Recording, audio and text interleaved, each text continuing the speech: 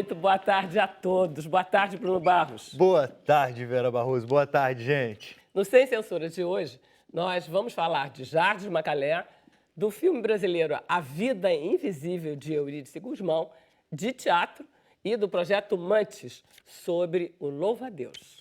Com mais de 50 anos de carreira e uma biografia que se mistura com a história da música popular brasileira, Jardim Macalé relembra os momentos marcantes de sua trajetória de sucesso. Mas também tem trabalho novo. Besta Fera é o primeiro disco de inéditas de Macalé após 21 anos. Estamos com Mário Abad, que é crítico de cinema, e ele vem nos falar sobre A Vida Invisível de Eurídice Gusmão, filme brasileiro que foi escolhido para representar o Brasil no festival lá do Oscar, em 2020.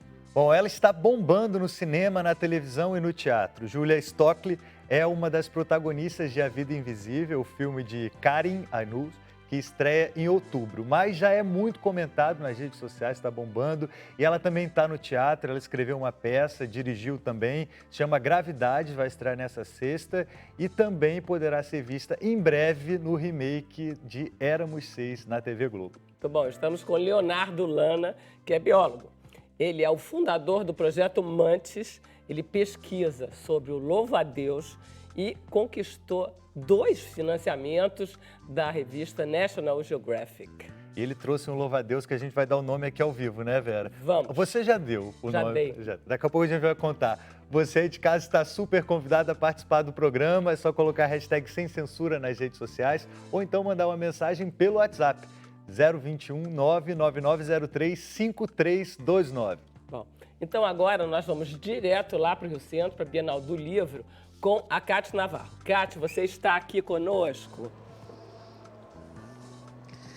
Eu estou, Vera, estou com vocês sempre e estou também nesse paraíso dos livros, que além de grandes autores e de um grande público, tem também muitos artistas que vêm fazer performances, atuar e viver experiências novas para esse público todo que comparece aqui ao Rio Centro. Um deles, Jorge Salma. Jorge, você acabou de sair da Arena Sem Filtro, está ainda emocionado, muita gente. Foi muito bacana, muitos jovens, muitos estudantes. Tivemos um papo maravilhoso sobre cinema, que hoje a gente veio divulgar um filme que vai ser lançado em breve, chamado Aumenta que é Rock and Roll, que é um filme baseado em um livro do Luiz Antônio Melo, chamado A Onda Maldita, que é sobre a Rádio Fluminense, que é a Rádio Maldita, que é uma rádio carioca dos anos 80, que lançou os grandes nomes aí do nosso rock nacional, como Blitz, Barão Vermelho, Legião Urbana e Paralamas do Sucesso. Então tivemos um papo muito descontraído, muito bacana, com o próprio Luiz Antônio, o LG Baião, que adaptou o livro para o cinema, a Moniquinha, que era uma das locutoras da rádio, e nosso querido Léo Jaime. Enfim, foi um papo muito bacana com estudantes, que a gente pôde aí falar muito sobre cinema, sobre arte, sobre cultura, sobre literatura, e sobre nosso Brasil aí, cheio de arte. Gente, esse Brasil cheio de arte é um Brasil que recebe muito bem os jovens artistas, e o Jorge tem uma grande participação já, longa data, tem 30 anos, mas já participou de muita coisa. Exatamente, agora atualmente, inclusive, estou no Zorra todo sábado aí, que a gente está cada vez mais fazendo um humor político com responsabilidade, e eu estou muito feliz. E vocês já devem ter visto, né, o Toma Lá da Cá, que eu fiz, o Mr. Brown também, que eu fazia o advogado, enfim. Tem aí uma carreira na televisão, no teatro, no cinema, e é sempre bom estar em contato com o público nesse evento fantástico que é a Bienal do Brasil. Viva a literatura brasileira! Gente, viva a literatura brasileira e viva os livros, porque eles fazem parte dessa base também de todo mundo que é hoje profissional. E aí eu te pergunto, para você como ator, como é que o livro te ajuda? Olha, para o artista, no geral, a literatura, o livro, a leitura é fundamental para você desenvolver caráter, para você desenvolver subjetividade, imaginação, criatividade, você entrar em contato com outros universos, com outras formas de ver o mundo.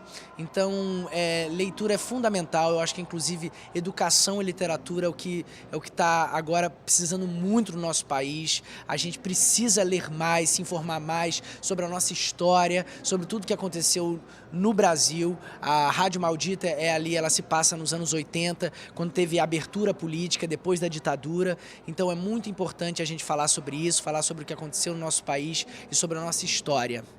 Jorge Salma, muito obrigada. Vamos dar um tchau pro pessoal, pro público do Sem Censura. A gente se despede, não é isso? Tchau, pessoal do Sem Censura. Venham à Bienal do Livro, que está fantástica como sempre.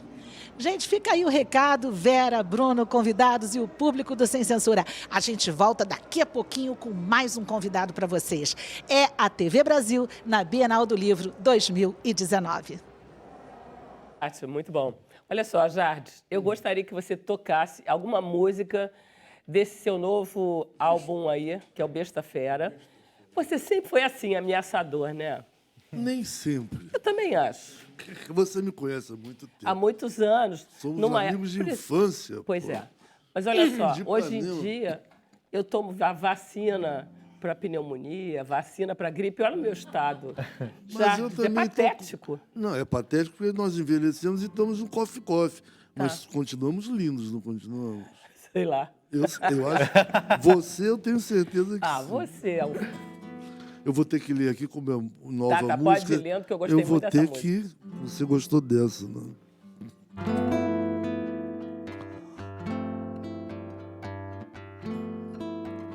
Faça o que quiser, faça o que tiver vontade de fazer. Toma minha liberdade, do que quiser fazer. Meu desejo e minha roupa, o que quiser fazer. Faço o que quiser, com meu corpo, minha boca, do que quiser, meu amor e meu cansaço. O que quiser fazer dos meus beijos secretos. Eu faço o que quiser, eu faço o que tiver vontade de fazer. Toma minha liberdade, o que quiser fazer.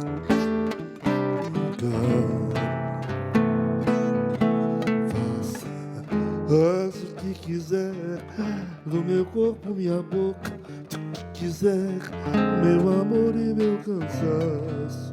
O que quiser fazer nos meus beijos secretos.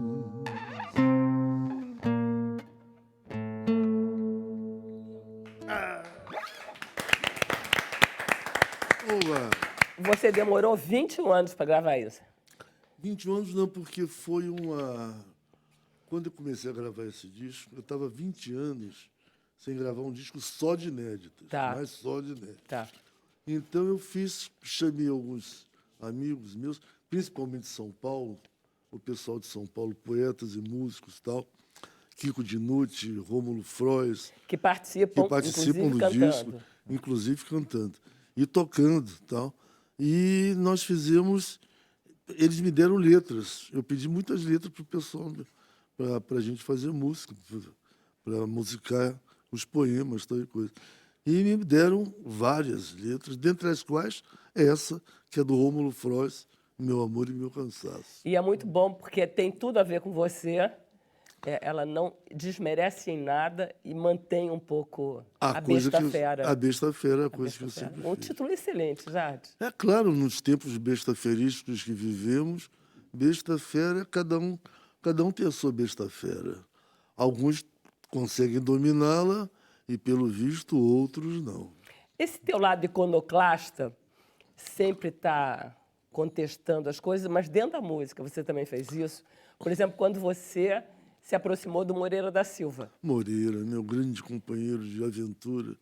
E o Moreira me fez ser um carioca de primeira, da gema mesmo, e um brasileiro também grande, porque o Moreira era um grande brasileiro e um grande carioca.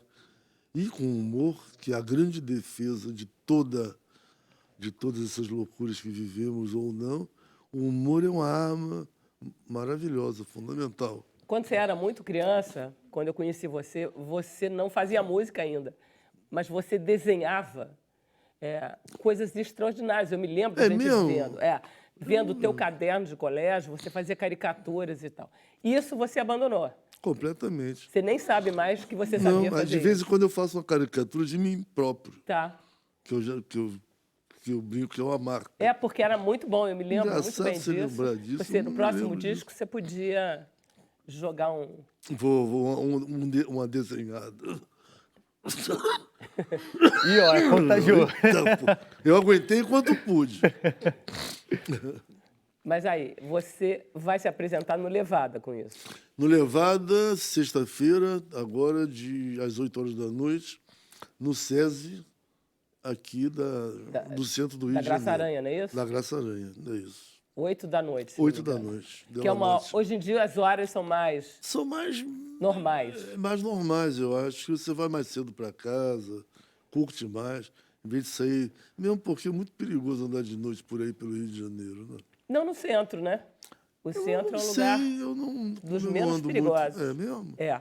Então vou me mudar para o centro. Você Acabei de me mora num mudar pro lugar Leme. muito perigoso, né, Jardim? Leme, né? Ô, já, Acabei de me mudar para o Leme, seria uma sacanagem mudar tudo. 50 anos de carreira. O que você viu, o que você ouviu durante esse tempo todo para contar pra Olha, gente? rapaz, eu vi coisas que até louva a Deus duvida. Pô, mas não, eu vi coisas normais dentro de uma carreira artística, né? Tive grandes companheiros, tenho grandes companheiros. Alguns já se foram, como o Ali Salomão, que hoje, um grande parceiro meu, que hoje faria 76 anos. O Ali faria hoje 76? Hoje, 76 anos. Tá. E, enfim, grandes aventuras na música, né? Tive algumas apresentações fantásticas, maluquices, como me jogar na Baía da Cantareira, me jogar na Baía de Guanabara de uma barca da Cantareira para lançar um disco chamado olha só, Aprender é a Nadar. engraçado. A gente Isso tá é louco. falando- Depois eu vi que era uma loucura. A gente está falando sobre isso. Isso daí você fazia porque você é assim mesmo. Porque não era assim, droga, nem álcool, nem coisa não nenhuma. era armado, você. né? É um impulso. É. Era uma compulsão. Você é todo Louco. impulsivo. Até hoje. Até hoje. O que causou alguns problemas, né, Jardim? Bastante. Bastante. Mas você não está mais brigão. Não, é porque eu compreendi que brigar é desnecessário. Além do que, os desafetos todos morreram, né? Muitos. Não, é verdade, Jardim. É uma coisa A assustadora maioria isso. deles foi embora. Então não precisa ficar brigando por aí. Agora, tem que brigar para ser feliz. Continua-se a briga. É Você verdade acha? que você fez... você foi o violonista da Maria Bethânia no Opinião 65? Foi. Não do Opinião, foi em 65, na peça Opinião, com o Zequete João do Vale, da Bethânia. Que a Bethânia, quando veio para o Rio de Janeiro, foi morar lá em casa. Mas eu me lembro, você Lá na- eternizou aquele prédio. Aquele prédio virou uma loucura. Muito legal. Qual prédio? Onde ele morava. Onde E nós aí, morávamos. Nós morávamos. 581, lá Você vai dar o endereço agora. Visconde de Pirajá, 581. Ipanema. E aí, todo mundo foi morar lá. E a gente acha, nós, os garotos do prédio, a gente dizia, caramba, o Jardim pode muito, cara. Pode- Porque ele é. trouxe a fina flor da...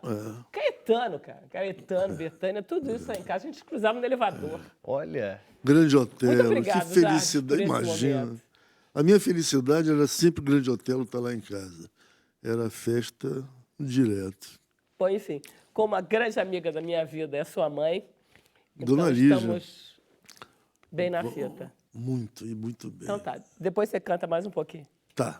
Vamos fazer um intervalo, gente, desculpa, hein? Rapidinho.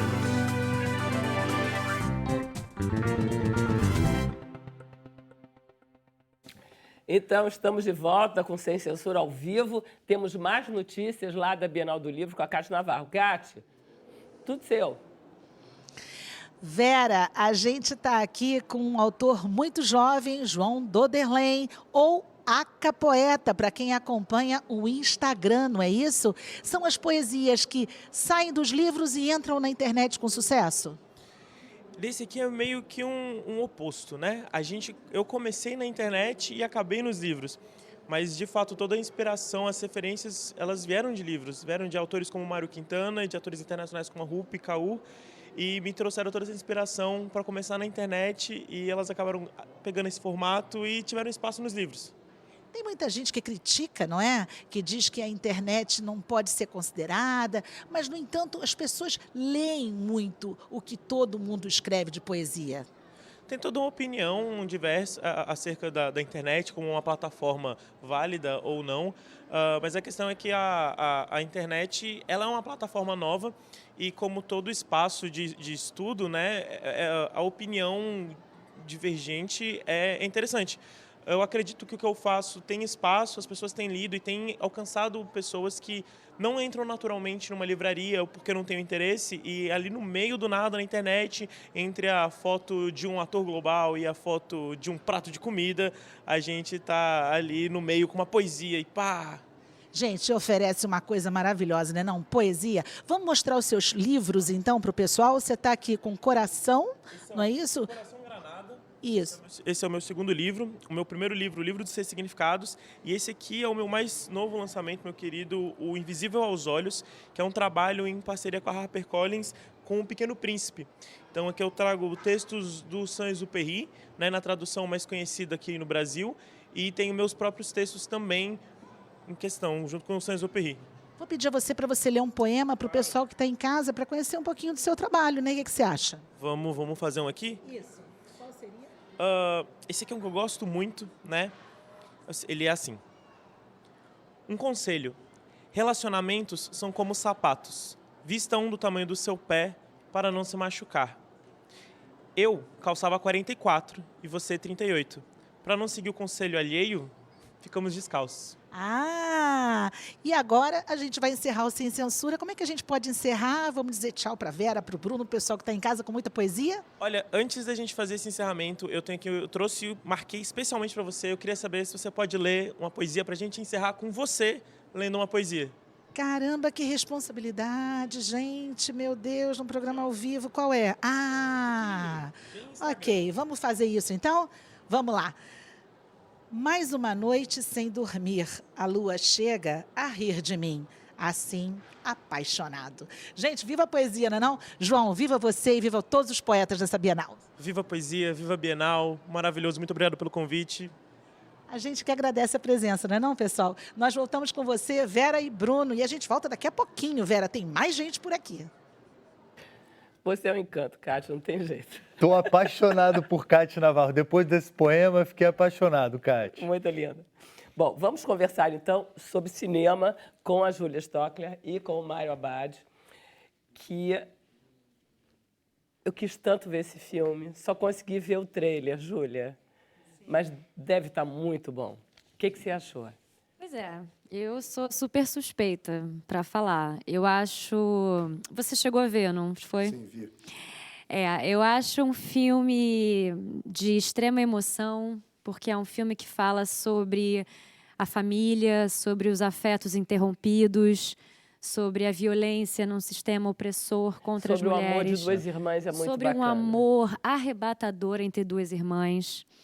Então, qual que é a historinha do filme, brevemente? a história, na verdade, o filme ele foi inspirado num livro da Marta Batalha.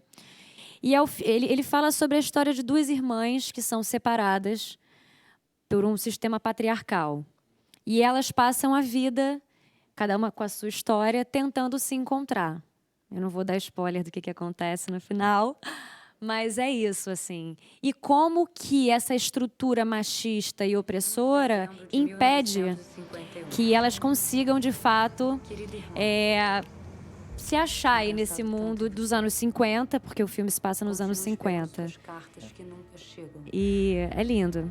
Você assistiu, Mário? Você gostou? Gostei bastante, e o que eu acho bacana no filme, né, é o mise-en-scène criado pelo Carinho, que a gente já sabe que tem essa marca maravilhosa desde 2002 com Madame de Satã, que ele trabalha muito bem a imagem. E eu acho que esse filme ele tem esse ganho, entendeu? Porque se a gente pode tirar tudo do filme, a gente pode tirar o som, a gente pode tirar a cor, mas se a gente tirar a imagem, não é cinema. E o Karim se preocupa muito com a imagem. Tá. Hitchcock já falava isso, né? Cinema é imagem. Então, isso é uma característica do Karim. Sim, os planos elegantes, mise-en-scène. E nesse trabalho eu acho interessante que eles são um pouco do naturalismo, né? Ele faz cores saturadas, ele faz uma coisa assim mais rebuscada, diferente. Até soa-se um pouco fora do que ele fazia antes. Olha só, Exatamente. o Brasil, ele em geral faz roteiros mais ou menos, conta histórias, mas tudo que conta bem na televisão com aquelas coisas lentas, nem sempre o cinema acerta. Você acha que nessa historinha do afeto entre duas irmãs, ele consegue contar o enredo? Sim, até porque isso é um problema que acontece no Brasil. Eu acho que eu vou ser apedrejado porque eu vou falar aqui agora. Mas as pessoas aqui fazem muito televisão no cinema. Porque a televisão brasileira é muito boa, mas a linguagem televisiva é uma coisa, a linguagem cinematográfica é outra.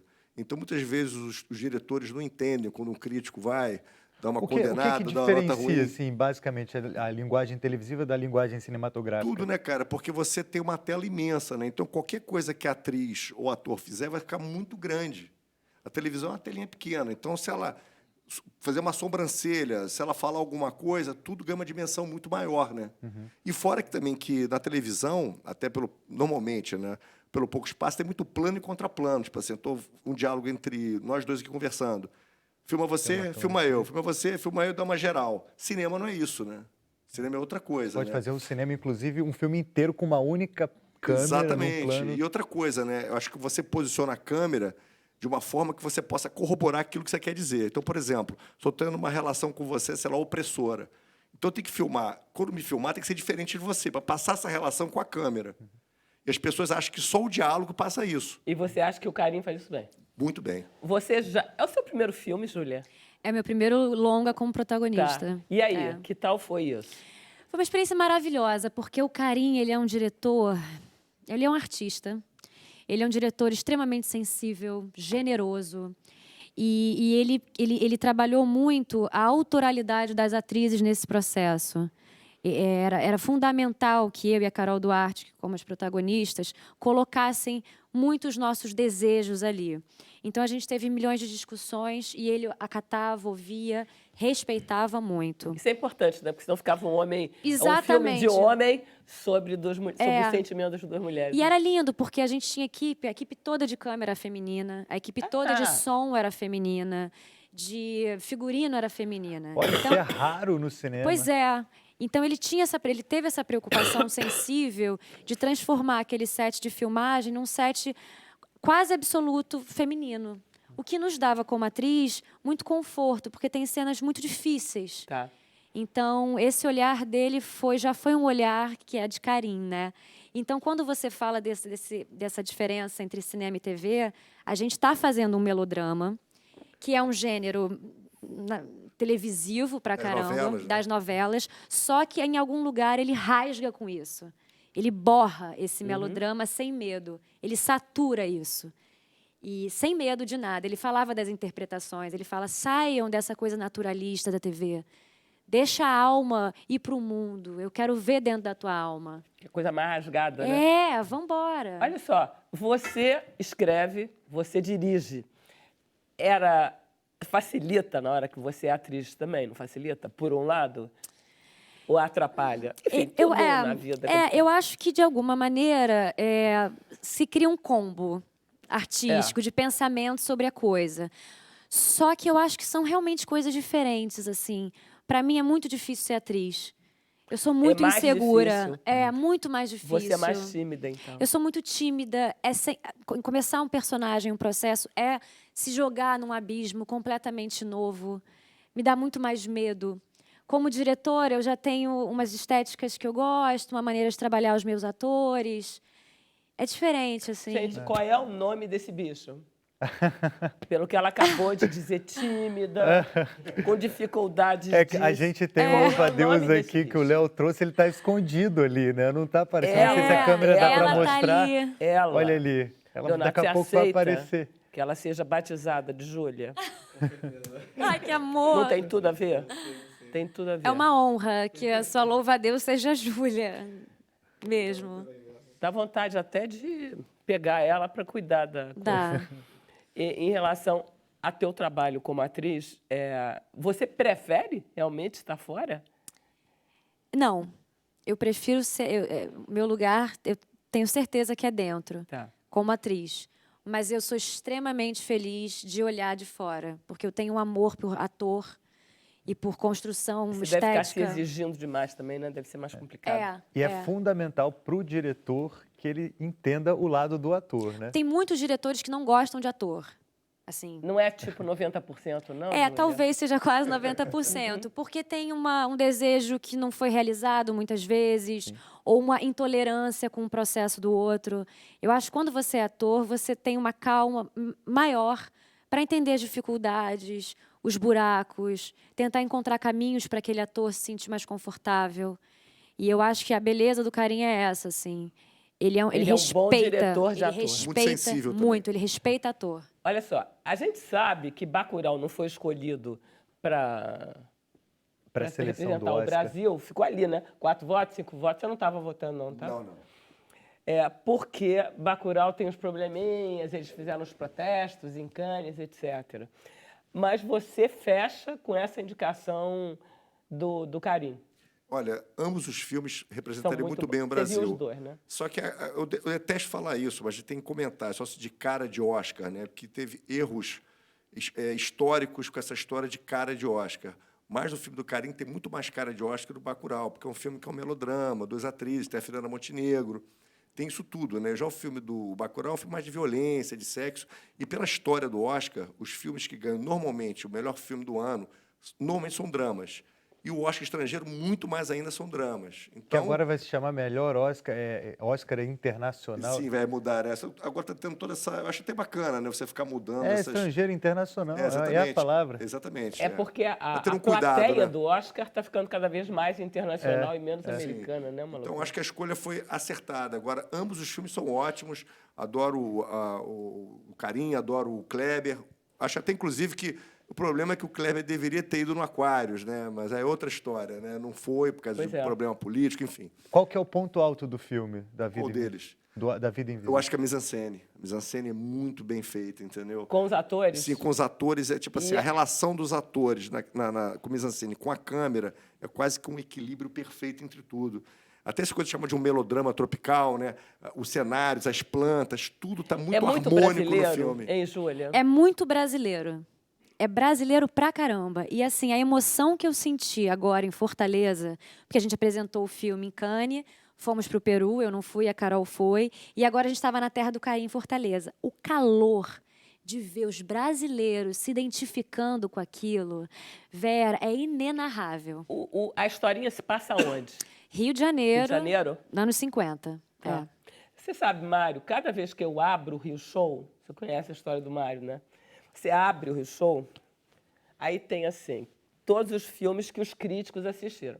O Mário chama atenção porque ele viu todos os filmes. Eu fico procurando qual é o filme que o Mário Abad não viu. Deixa eu ver aqui. Gente, ele viu tudo, você vê tudo. Você vai ao cinema 2 vezes por dia. Eu vou até mais às vezes. Aí.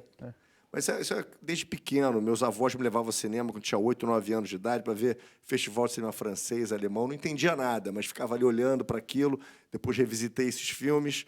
E cinema, para mim, é como se fosse o ar que eu respiro, entendeu? Eu não consigo ficar nem um dia sem ver um filme. Até quando eu viajo, eu levo no tablet, se eu estou no metrô, algum lugar, eu estou sempre vendo um filme. É uma coisa que, tipo assim, se eu não tiver o filme, talvez seja música pro Macalé, entendeu? Se eu não tiver um filme, eu não consigo fechar o dia. Eu tenho que ter um filme, pelo as pessoas menos. que são assim muito intensas, elas são Secadas.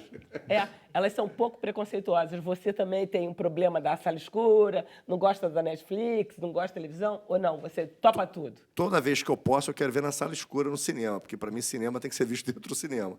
Mas quando não dá pela vida atribulada que a gente tem, por exemplo, eu estou viajando, estou indo para São Paulo, como é que eu vou fazer?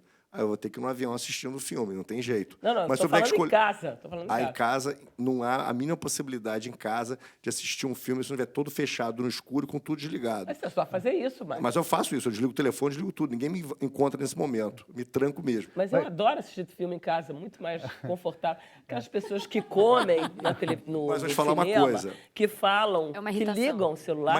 Mas cinema é bacana coletivo, né? Porque, por exemplo, às vezes tem uma piada no filme, ou até tem uma cena assustadora que você acaba se assustando mais pela reação das pessoas em verdade. volta do que a sua própria, entendeu? Então, Essa acho que tem cinema razão. é uma arte coletiva, é bem bacana. Não só na hora de fazer o filme, mas na hora de assistir também. Você- Ela até citou esse calor, né? Esse calor ela sentiu assistindo o Muito. filme com todo mundo. Muito. Então, Eu vi uma crítica e um comentário, até uma matéria do Jornal o Globo do Festival de Veneza, agora falando da questão do streaming, né, do Netflix, que o filme pode ou não concorrer ao prêmio de melhor filme. O que você acha disso? Você acha que os filmes do streaming do Netflix ou de HBO, de Já outras abriram em plataformas, Cannes, né? Cannes já entrou, né? tem que estar nesses festivais ou não? O espaço ali é pro- uma discussão muito louca, né? Porque o Almodóvar é contra, o Spielberg já foi contra. Eu sou muito democrata. Se a regra for estipulada no começo do ano que pode, acho que, tipo assim, combinado não sai caro. Se você falar que pode, pode. O que não pode é, tipo assim, não sabe se vale ou não vale, aí a pessoa faz aquele filme e chega no final, não pode concorrer porque não podia. Eu acho que se estabelecer uma regra dessa a partir do dia 1º de janeiro, quando começa a valer, eu acho que não tem problema nenhum. Acho que a democracia antes de mais nada. Acho que a vontade da maioria deve sempre ser a vontade de todo mundo, né? Eu Júlia, penso dessa vocês maneira. vão saber que ele foi selecionado quando? Dia 20 de fevereiro. Ah, é lá na frente?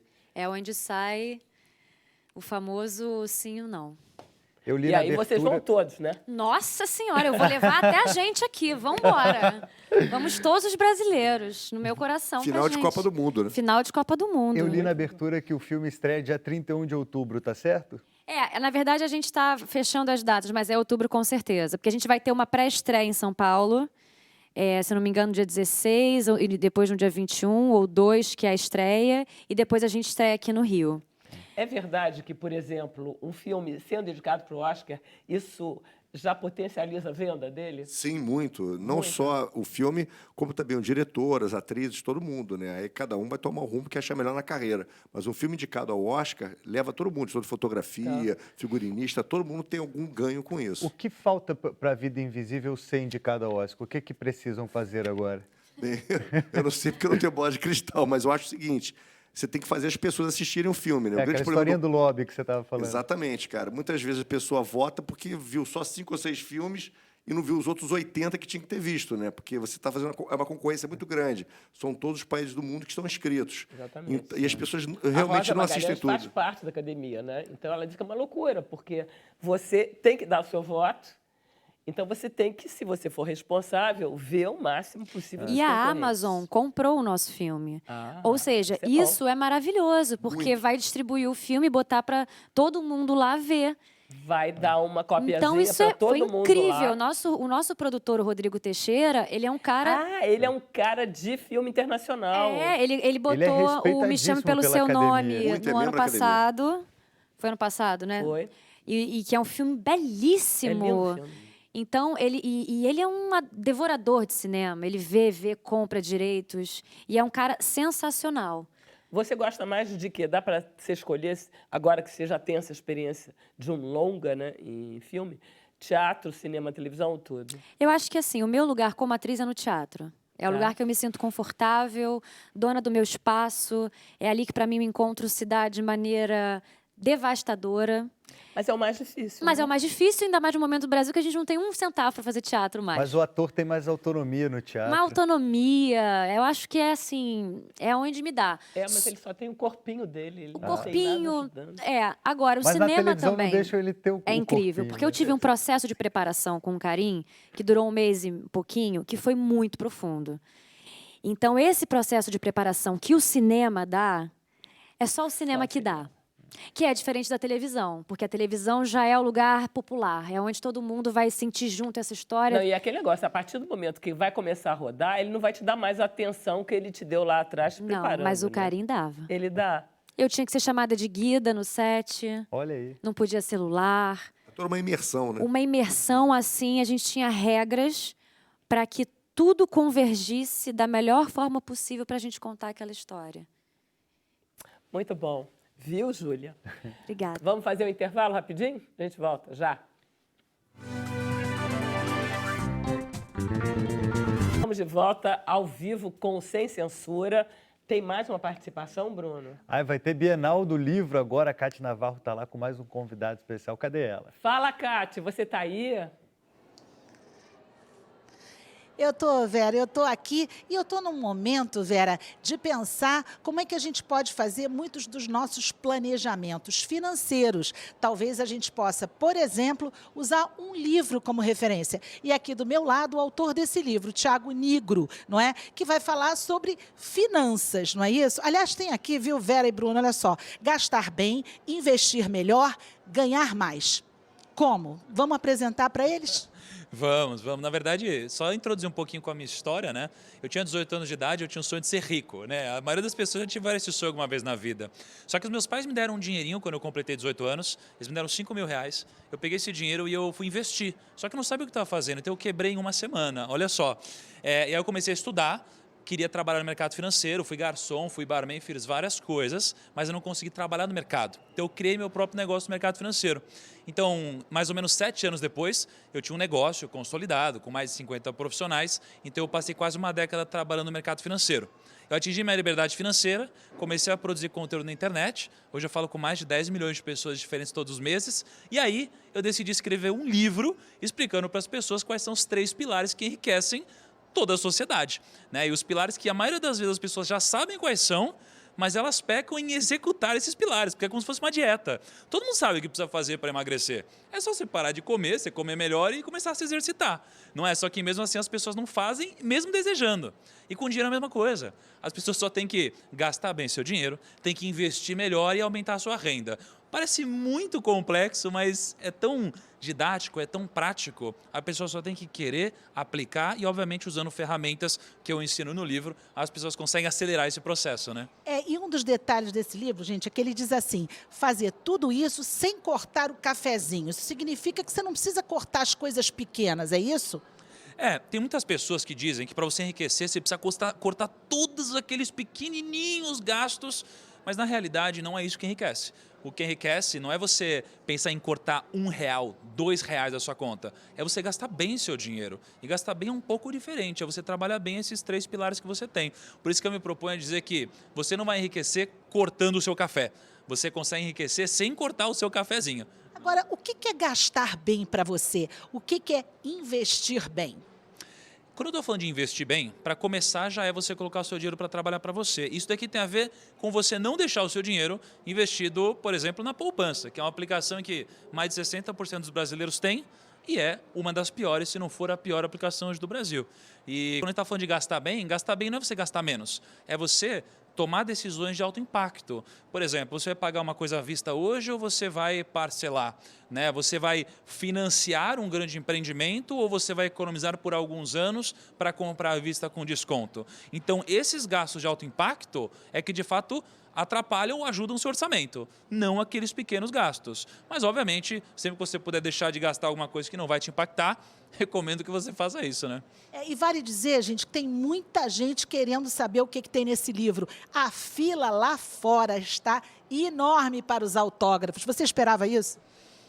Olha, eu não esperava não, assim, é a primeira Bienal que eu estou vindo e eu estou impressionado com tudo que está acontecendo aqui, com o carinho de todo mundo, com todos os primos e as primas que vieram também, não só para me ver, vieram para ver a feira, que está incrível, né? E eu espero que todas as pessoas possam aprender, evoluir, crescer, porque quando a gente está falando de dinheiro, o dinheiro não é só algo material, é algo de fato humano e que proporciona para as pessoas liberdade e muitas vezes te ajuda a ser mais feliz e proporciona segurança para a sua família. Então, sucesso. A gente vai encerrar, mas eu tenho que contar um segredo para vocês. Parece que ele só pensa em dinheiro, né? Mas você não pensa só em dinheiro. Qual é o grande mistério disso tudo? Rapidamente. Olha, eu acho que o dinheiro ele é um meio, o dinheiro ele não traz felicidade, né? Ele traz facilidade. Então, uma das coisas que eu faço hoje, por exemplo, é acordar muito cedo, porque eu acordo 4h30 da manhã todos os dias, porque eu gosto de tomar café com tranquilidade com a minha namorada. Então, isso daqui é uma das coisas que o dinheiro me permite fazer e recomendo que as pessoas façam tudo que as deixar feliz, obviamente sem comprometer o seu futuro, o seu presente e o seu relacionamento familiar. Tiago, obrigada pela presença. Obrigado você, gente. Gente, nós encerramos bem, não é não? Quer dizer que para a gente ser mais feliz, a gente tem que ter simplicidade, não é isso? O dinheiro vem depois. Vera Barroso, Bruno Barros, convidados e público, a gente encerra hoje a nossa participação aqui na Bienal. A gente volta amanhã. É a TV Brasil na Bienal do Livro 2019. Maravilha, Cátia. Vamos conversar, então, com o Rodrigo Leonardo, desculpe, Rodrigo, inventei um Rodrigo agora. Leonardo Lana, que aliás é um nome bonito. Muito obrigado. É, Leonardo Lana, tudo LL. Sua mãe cuidou de você direitinho. Sim, sim. E ela, qual é a posição da sua mãe em relação ao seu amor pelos louva-deuses? É uma história engraçada. Eu sou formado em administração e depois eu segui para a área de biologia. É. E quando eu entrei na biologia, minha mãe me falou: só não vai me estudar os insetos. E para mim era óbvio Que porque você alguém não ia gostaria. estudar. Era óbvio que eu não estudaria insetos, porque alguém gostaria de estudar insetos com todo aquele mundo. E eu conheci o louva-a-Deus quando estava na biologia e me apaixonei e descobri que era muito pouco estudado. Então Por que eu fundei. você se apaixonou? Acho que o fato de ser tão desconhecido e eu ter até medo, eu achava que era um animal agressivo, eu achava que era um animal que poderia me atacar. Tem uma e descobri imagem que, estranha. na verdade, ele é totalmente inofensivo, ele tem um papel fundamental na natureza. É um animal complexo que tem várias formas, várias cores. É muito bonito. Eu sou também poeta, eu gosto de artes, então essas formas me encantaram. E o desconhecido é tão pouco estudado que eu resolvi fundar um projeto para estudá-lo aqui no Brasil. Vai fazer 4 anos agora. Esse projeto Mantis. chamado Mantis, você conseguiu um financiamento da National Geographic, você se candidatou a esse financiamento ou eles que propuseram? Como foi isso? Exatamente. A National Geographic ela abre editais 4 vezes ao ano, agora vai diminuir, para jovens início de carreira que têm algum tipo de projeto um pouco mais fora do meio acadêmico. Então, quando a gente viu esse edital, a gente falou, na nossa equipe somos 2 biólogos e um designer, um comunicador, e a gente falou, por que não tentar? O brasileiro tem muito essa descrença de que o que vem lá de fora é muito difícil, né? E principalmente atualmente que a ciência no Brasil é muito desacreditada. E a gente tentou, faz 2 anos, conseguimos nosso primeiro financiamento. Eu me tornei explorador da National Geographic, um dos primeiros aqui no Rio de Janeiro, e fizemos uma expedição na Mata Atlântica. Quer dizer que você ganha em dólar. Sim, ganhei em dólar para fazer essa expedição. Você foi na Amazônia também? Sim. Estudar os louva-deuses na Amazônia? Sim, sim. Não basta a Mata Atlântica? Na verdade, eu poderia passar a vida inteira estudando aqui na Floresta da Tijuca. Pois é. Porque a diversidade de florestas tropicais é imensa. É um mundo fantástico. A gente trabalha à noite, o que a gente vê... Não existe uma noite igual a outra. A gente pode repetir a mesma trilha e cada noite você vê seres diferentes, uma complexidade, uma interação. Mas a gente queria dar um passo internacional. Então, esse ano, na verdade, faz 2 semanas eu estava na Amazônia do Peru. Eu passei lá 30 dias. De lá eu fui para os Estados Unidos e faz 3 dias eu cheguei no Brasil. É parecido o louva-a-Deus nas florestas tropicais da Amazônia do que as nossas da Mata Atlântica? Lembram quando você conhece, mas há formas também completamente diferentes. Por exemplo, existe um louva-a-Deus que parece uma flor e que a gente só tem na Amazônia. Tá. Então, é um animal, inclusive, que está ameaçado de se perder por conta de tudo que a gente está fazendo com a Amazônia. Tem no Peru, tem no Brasil. Então, assim, é diferente. E é fantástico você perceber essa diferença. Ainda tem muitas espécies a se descobrir. Uma característica sua é que você nunca matou um louva-a-Deus para estudar, ao contrário de todos os biólogos que dissecam os bichos. O que você faz? Você tira uma radiografia? O que você faz? Sim, então, a gente... Espera eles morrerem naturalmente? No Projeto Mantis, a gente faz o que a gente chama de uma ciência contemporânea. A gente pega o melhor do que a ciência tradicional, mas traz algumas doses de coisas novas. Então, desde divulgar nas redes sociais, Instagram, Facebook, até trabalhar de uma nova metodologia. Então, a gente nunca concordou em matar o inseto, por ser só um inseto, para estudar. Então, a gente precisa, sim, coletar o animal para poder estudar, mas a gente cria ele até a morte natural. Então, assim, agora, lá no laboratório, a gente tem 15... E alguns vivem com a gente 1 ano, até 2 anos. A Júlia perguntou para você quanto Sim. tempo que dura um louva-a-Deus. Dependendo da espécie, de 1 a 2 anos é o que se sabe. E a gente espera. E com isso a gente também pode não só registrar, acompanhar a vida dele, o crescimento, o tempo de vida. Isso que a gente está vendo é louva-a-Deus também ou é um Não, são fotografias, porque a gente trabalha no Projeto Mantis com fotografia de vida selvagem, para divulgar a beleza de tudo que a gente vê. Então não é só o louva-a-Deus, mas o universo em que ele se encontra.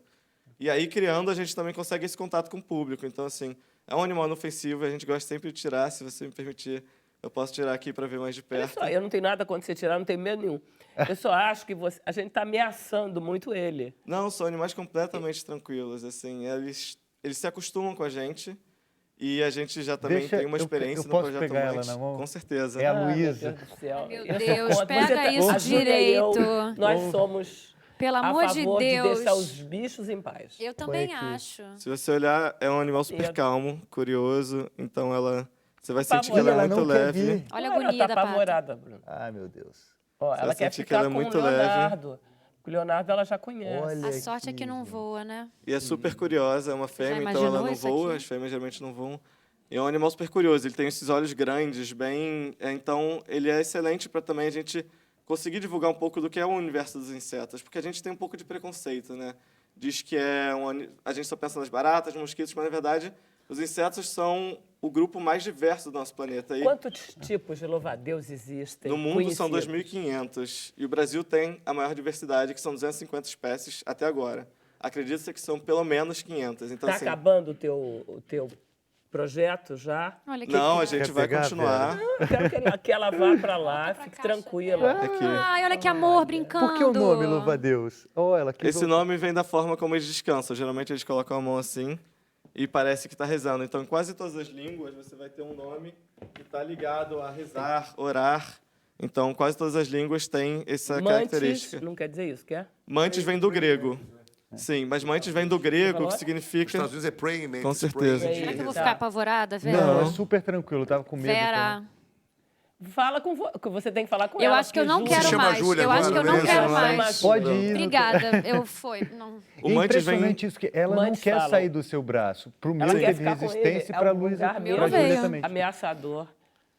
o mantis ele vem do grego, significa profeta, oráculo. Os gregos, Tem uma coisa antigamente... religiosa também. acreditavam que quando você encontrasse um louva-a-Deus, para onde ele está apontando esses braços, você devia seguir, e esse caminho ia te levar a pessoa ou a um objeto perdido. Então, ele era o profeta, aquele que vê à Que vê, frente. que prevê. E aí, esse nome ele perdurou em várias línguas, como ele falou o praying mantis em inglês, o mantis religiosa em espanhol, e o grupo científico que é Mantódia, que Olha vem de só, mas mantis. vamos falar mal deles.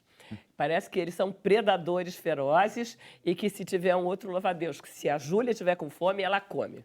Então, Gente, a existe... Júlia é o louva-a-Deus, A né? Júlia é o Só pra louva-a-Deus. gente... Você pode ver que ele é nada feroz. Na verdade, Não, ele é sim um uma predador dentro do universo dele. Então, Quando ela tiver com fome. como ele é carnívoro, ele vai se alimentar de outros animais menores que ele. Independente de serem... Inclusive, Até mesmo louva-a-Deus, porque são outras espécies. a gente, os homens comem. os Exatamente. homens. A gente não pode... É porque o louva-a-Deus ele teve um estigma de ser divulgado como um animal canibal. Ah, é? Mas, na verdade, Como assim? ele se alimenta de outros insetos. Essa perninha que ele tem em forma de garra é para capturar. Ele não tem veneno, então ele só tem a força dessa perna em forma de garras. E ele come o quê? Quais insetos?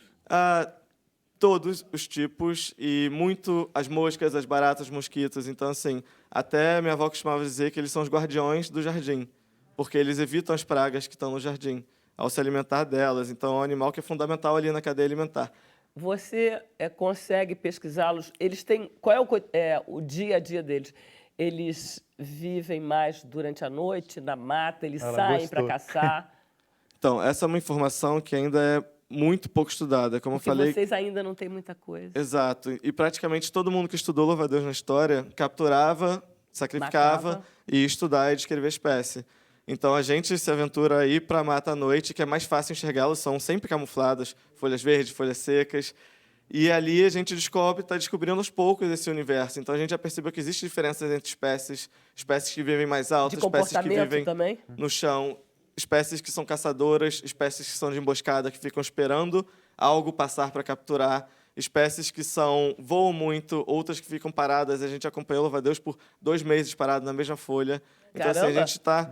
Cada incursão que a gente faz em cada floresta, em cada parque, nas reservas aqui da Mata Atlântica, agora na Amazônia, a gente descobre novas informações, novos dados e se apaixona de novo. E divulga isso tudo para Como todo é que eles se mundo. reproduzem? Ovos na água, alguma coisa assim? Não, eles têm uma estrutura chamada oteca, que é como se fosse uma casinha cheia de ovos, às vezes até 100 ovos, Que ela põe. que ela põe e é super resistente. É uma estrutura que está sendo até estudada hoje em dia para se produzir materiais para a gente, porque é uma estrutura que é uma espuma e que depois que ela endurece, nada entra, só sai. Então, assim, os filhotes conseguem sair na hora de nascer, mas é muito difícil você conseguir algo que cause dano a ela. Quantos louva-a-deuses você tem em casa? A gente deve ter agora uns 15 a 20, porque eu acabei de voltar de viagem, então era o pessoal do laboratório que estava cuidando para mim. Mas Não é na sua casa, no laboratório? Não, o agora está no tudo laboratório, igual. mas geralmente está em casa. Eles vão variando, por Você exemplo. não ela vai- consegue separar. Não existe essa separação. Mas aí, por exemplo, voltando, quem é que alimenta os louva-deuses na sua casa? A gente alimenta, eu Com trabalho eu trabalho no Jardim Botânico, a gente tem uma parceria com o Jardim Botânico do Rio de Janeiro, então a gente trabalha com a doutora Maria Lúcia Moscatelli, e lá a gente vai e captura mariposinhas que vêm na luz, esses outros bichinhos para alimentá-las. Então eu pego e levo quando está lá em casa, ou então quando está no laboratório, a gente só leva para o laboratório. Ela sumiu? Fala, Não, ela Júlia. tá ali atrás. Ela está aqui, eu estou de olho. Tá Elas são meio super tranquilas. escondida. A Ela é uma China- adulta. Sim, ela é uma adulta. A China tem uma relação curiosa com os louva-deuses, né? Sim, sim. Na China foi onde surgiu o estilo de arte, né, do Kung Fu que é chamado Kung Fu? Louva-Deus. Kung Fu. É. Do Kung Fu. E exatamente surgiu a partir de um senhor que observou por muito tempo essa forma calma que eles têm, a espera, a sabedoria em esperar a presa vir e observando o movimento que eles têm, a elegância desse movimento de caminhar, É um pouco sempre Tai com Chi, calma. né? E aí, a partir disso, ele criou esse movimento, essa arte, né, que é o estilo louva-a-Deus. Que perguntas eu não estou te fazendo, que eu deveria estar te fazendo? Olha, uma clássica que pergunta pra gente é se a fêmea come a cabeça do macho quando eles estão se reproduzindo. É o que mais se vê sobre informação. E Tipo as aranhas, né? alguns casos. Mas o que acontece é que existe sim algumas espécies de lugares muito frios em que o macho ele meio que se entrega para a fêmea, porque a fêmea vai colocar essa casinha de ovos logo antes do inverno, Tá. antes de ficar frio demais para ninguém sobreviver e não ter comida. E o macho ele serve de alimento para a fêmea para ela ter força para colocar os ovos que pra são se deles. reproduzir, né? Mas são poucas espécies de áreas frias. A maior parte das espécies que é de região tropical não faz isso, porque tem alimento o ano inteiro. Só que as regiões tropicais são as menos estudadas e são as mais ameaçadas. Diz para mim uma coisa, ô Leonardo. Uma vez você teve a sensação que ela se comunicou, ou ele. Como foi isso? Que você Se disse, comu- ela está me Com você. entendendo profundamente. Já Olha, teve isso? Muitas vezes eu acredito que elas reconhecem a gente. É difícil, eu como cientista, é difícil dizer antes de provar com dados, mas criando em casa, a gente pega A uma gente afeição. viu Ela isso. provou aqui ao Ela vivo, ela não preferiu quis você vir para minha nitidamente. mão. Sim. Nossa, na pra minha mão nem da, veio, Da é. Júlia também. A gente ganha uma afeição e muitas vezes eu acho que muito vem da nossa crença e por ter esses olhos grandes. E é engraçado quando a gente Ela entra. olha para você. Quando você entra, por exemplo, Ela quando eu ficou o estou tempo todo criando me olhando aqui. no quarto, a gente entra no quarto, ela olha assim e vai ver quem entrou. Então é um animal fantástico e que ajuda a gente realmente a trazer esse universo que são nossas florestas tropicais e a importância de preservá-las. E é muito Muito importante para o nosso planetinha, né? Jardizinho. Você vai poder acabar o programa com música? Jardizinho. Jardizinho. Era Vamos. assim que a mãe e a avó dele chamavam. Deixa eu só falar uma coisa. Pode, eu queria pode. falar de uma peça do Gravidades. Do Gravidades. Exatamente. Que a gente vai reestrear essa sexta-feira, que fica do dia 6 de setembro ao dia 29 de setembro. Enfim, Aonde? é no Laura Alvim, Que horas? Rogério Cardoso, sexta e sábado, às 7 horas, domingo às 6. Você tocando isso e eu falando de teatro, para mim tá uma poesia pura. Obrigada. Imagine. Vai lá, Jardim. Uai. Então vamos botar o Ali, né, que faz 75. Quando você passa 3, 4 dias desaparecida, eu me queimo num fogo louco de paixão. Ou você faz de mim alto relevo no seu coração, ou não vou mais, tô pra ficar deitado, moço solitário, poeta bem quisto. Até você tornar doente, cansada, acabar das curtições otárias. Quando você passa 3, 4 dias é desaparecida, eu desço escadas, apago, acendo a luz do quarto, fecho, abro janelas sobre a Guanabara, já não penso mais em nada. Varo vasculho a madrugada, ando exterminado, olho o relógio iluminado, anúncios luminosos, luzes da cidade, estrelas do céu, eu me queimo num fogo louco de paixão, anjo abatido. Planejo lhe abandonar, pois sei que você acaba sempre por tornar ao meu lado, mesmo porque não tem muito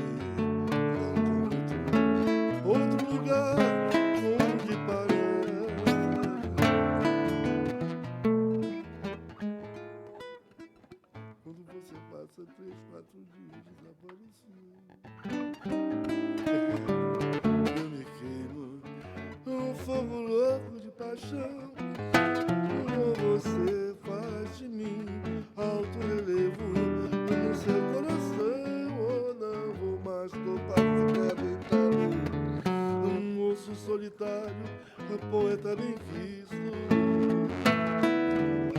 Até você tornar doente, cansada, acabada, nas curtições otárias. 4 dias desaparecida, eu subo, desço sobre escadas.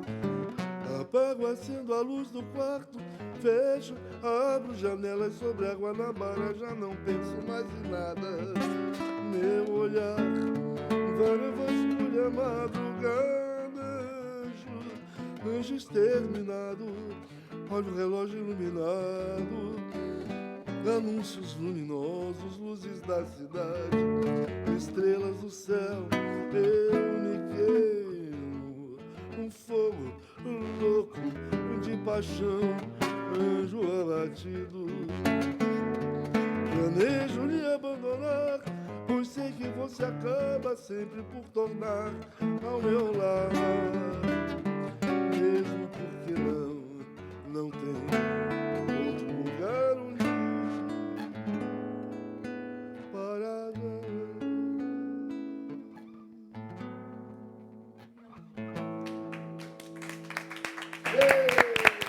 Lindo. Seu violão é lindo. Então, Estamos na internet, Sim. nessa terra de ninguém ou de alguém. Terra de alguém. Regis Sabino, grande Macalé, sou o grande programa de TV, sou o telespectador cativo, é o Regis Sabino, ele é artista plástico de Santa Teresa, aqui no Rio. Valeu, Regis. Pode rodar, tem mais mensagens, são 5, é a Lola Mora, show de programa. Valeu, Lola. Tem mais uma, será que tem alguma pergunta? Vamos ver, será que gostaram da Júlia, da nossa louva-a-Deus? Louva Júlia. Neide Guimarães, programa maravilhoso, Leonardo Lana, deu show com os louva-a-Deus, parabéns para ele, fiquei emocionado. Qual é o plural de louva-a-Deus? eu ia perguntar. Louva-a-Deus, Mas né? isso que eu queria perguntar desde o início. Tava o Louva-a-Deus. Louva-a-Deus, 2 louva-a-Deus. Sempre monoteísta. É sempre. Ótimo. É Celso Sempre Matos. monoteísta, nunca. totalmente singular. Sim, só existe louva-a-Deus e os louva-a-Deus. Os Louva-a-Deus. Olha aí, tem mensagem do Celso Matos, grato Cátia, Thiago, grato sem censura, programa como de praxe, sensacional, parabéns a todos, valeu Celso. Pode rodar, tem mais mensagem, agora quem será? A Sandra Regina de São Gonçalo, no Rio. Muito bom ver Jardes Macalé, Jorge Sal, Macapoeta, Mariabade, Júlia, tantos talentos reunidos no mesmo programa. Parabéns, sem censura. Parabéns, Léo, também, com o seu louva-a-Deus, talentoso pra caramba. Essa é a última mensagem? Essa é a última mensagem, segundo o Flávio. Então tá, vamos refazer os nossos programas. Você está no Festival Levada, Sexta-feira, agora, dia 6, às 8 horas da noite. no SESI Firjan, O César Firjan. que não é o ginástico, é o Não, é outro. o César Firjan.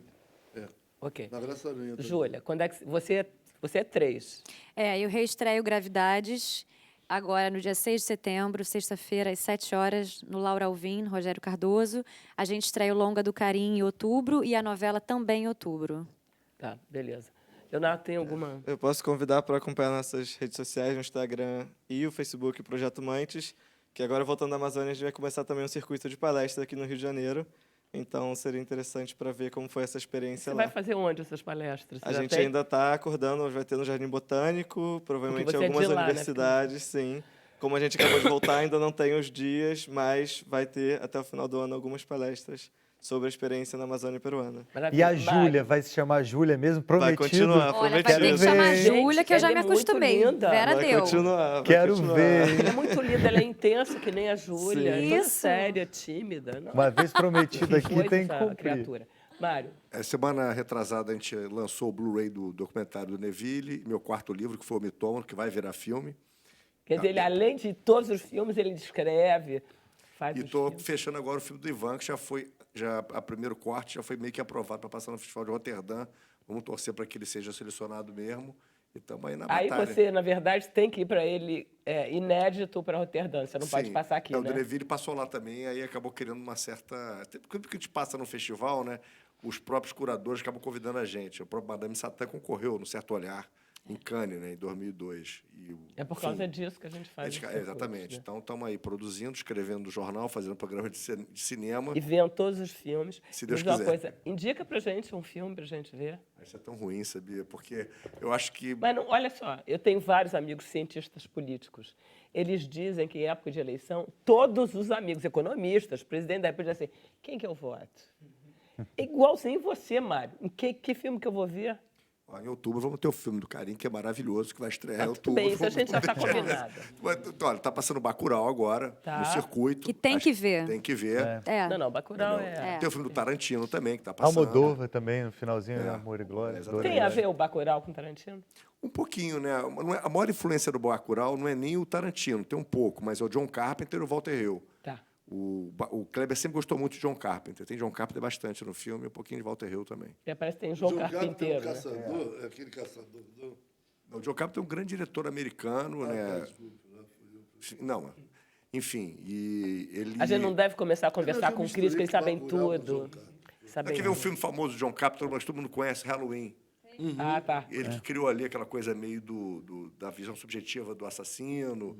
Foram os slashers mais famosos de 79, que depois fez carreira, veio Sexta-feira 13, enfim, Hora do Pesadelo. E se você for dirigir uma ficção, gostaria de participar de um teste. Olha aí! Olha aí, me chama também sou ator também. Eu também. O meu primeiro livro Você já é foi... ator. Eu sou. E a gente vai fazer Somos junto, todos. né? O Meu filme primeiro- dele. O meu Louva a primeiro... Deus também. Louva a Deus.